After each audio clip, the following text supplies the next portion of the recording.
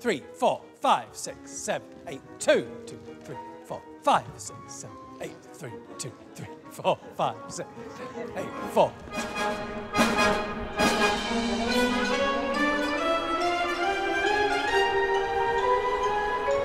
The thing about writing a narrative ballet is that, you know, the music has to come first. You're trying to tell a big involved story with lots and lots of characters and lots of different emotions and plot points, and without recourse to words at all.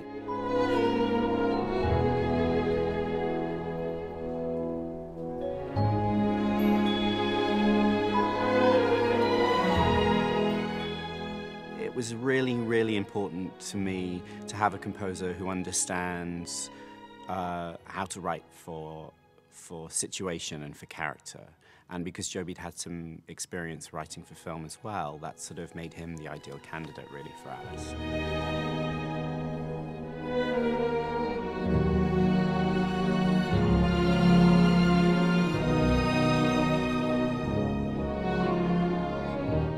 We initially built our structure for the story, and Joby just set off and sent me about 7 minutes. He sent me the first 7 minutes very quickly, actually.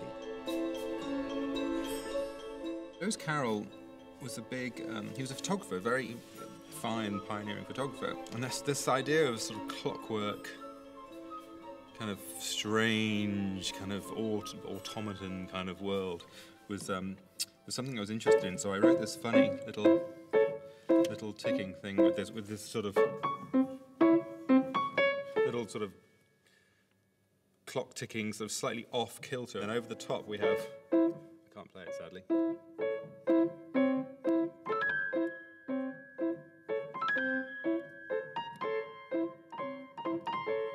Which is the White Rabbit's tune. I remember driving around. I was back home in New York, and I'm in my Mini, and I plugged in my iPod, and I knew from that first 7 minutes that it was absolutely the sound world that we needed to be in for Alice.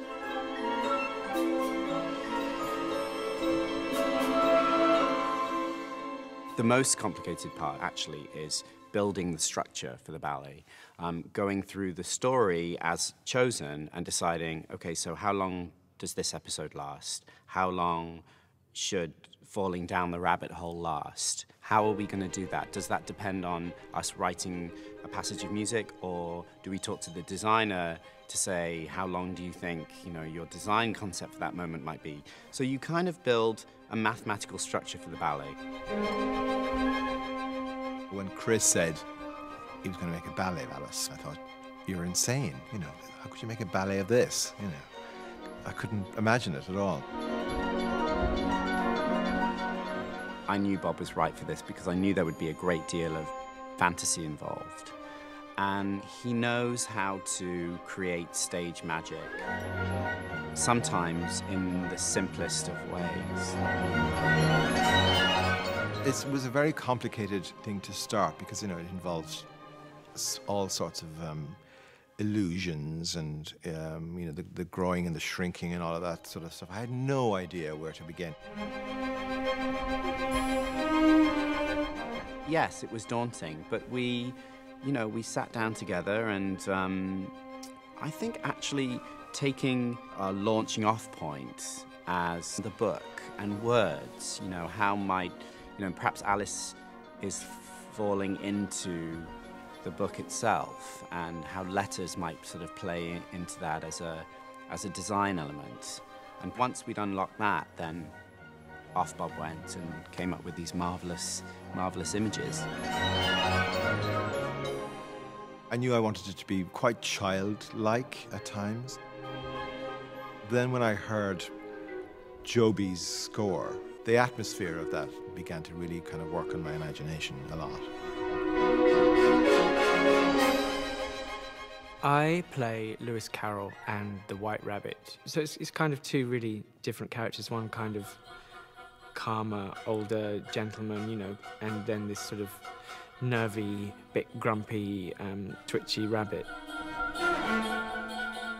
Ed plays some of the more tortured, kind of darker characters very, very well within the Royal Ballet repertoire.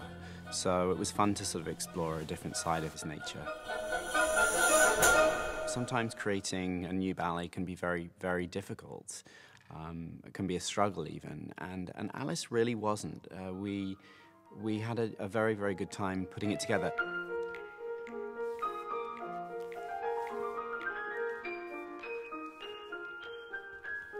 It really did feel that everyone was involved and everyone was absolutely a part of it.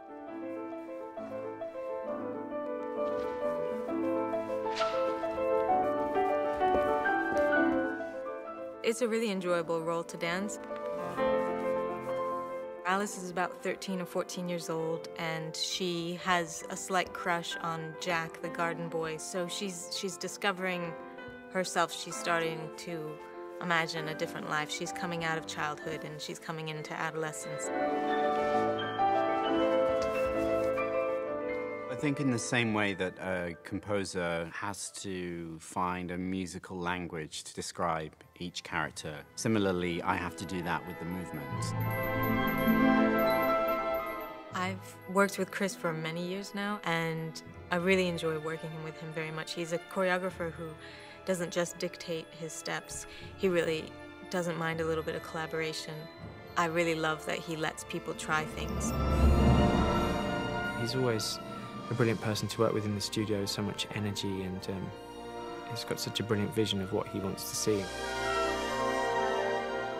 There was a great sense of collaboration throughout the house, throughout the Royal Opera House, building this show. You know, it's quite a feat, virtuosity. Everybody does their job, and all of those elements come together to create what you see today on the screen.